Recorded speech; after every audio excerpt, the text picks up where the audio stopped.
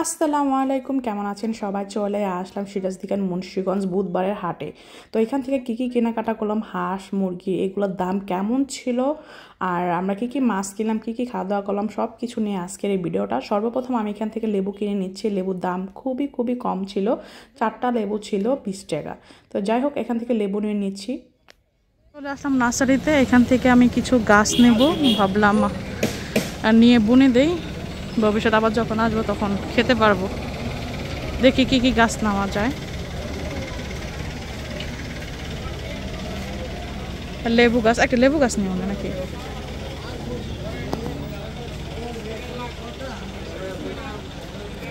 হ্যাঁ, এটা কি লেবু ভাই? এটা চিপলেস লম্বাটা স্যার ফুলে বুঝে একদম কোন গাছ তো 120 টাকা কইছেন? হ্যাঁ, 120 টাকা আর আর এটা একটা বেলে ফুল দেন, বেলি কোনটা দেব যেটা বড়। সবই একই জাতের বেলি করে রাই বেলি এটা কথা থাকবো কিনা। পলিটিক্যাল হয়ে যাবে।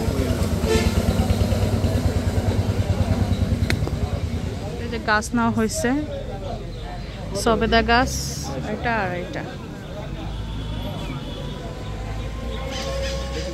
গাছ কেনার পর চলে আসলাম এই দিকে হাঁস দেখার জন্য। তো রাজা হাঁসের দাম শুনে তো আমি কি বলবো, মাথা আকাশ ভেঙে পড়ছে, এত দাম ছিল। এই হাঁসটার দাম ছিল 2700 টাকা।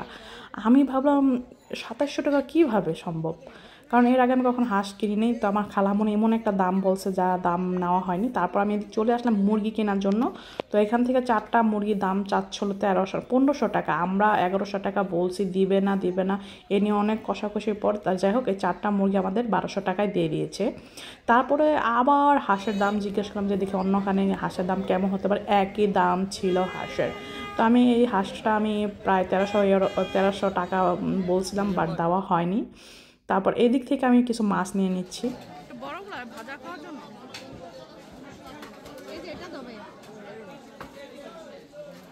আর এই দিক থেকে নিয়ে নিলাম পুঁটি মাছ 400 টাকা কেজি। তো আমি হাফ কেজি পুঁটি মাছ নিয়েছি এইখান থেকে ভাজা খাওয়ার জন্য।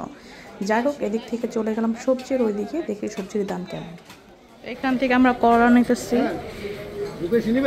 না না, কম দেন। না থাক, কত বেশি হয়? আচ্ছা, নাস্তা করা হয়নি বাসায়, তাই এখন নাস্তা করতেছি রুটি আর ভাজি। ছোট্ট একটা দোকান কিনতে হয়েছে। আর অনেক গরম লাগতেছিল, তাই এদিক থেকে ঠান্ডা এক গ্লাস মাঠা খেলাম, খুবই মজাদার ছিল। বাজার কমপ্লিট, বাসায় যাচ্ছি। এই যে দেখেন, বসতে তো অনেক অসুবিধা হয়ে গেছে, সামনে একটা গাছ দেওয়া হয়েছে। তো সবাই ভালো থাকবেন, আল্লাহ হাফিজ।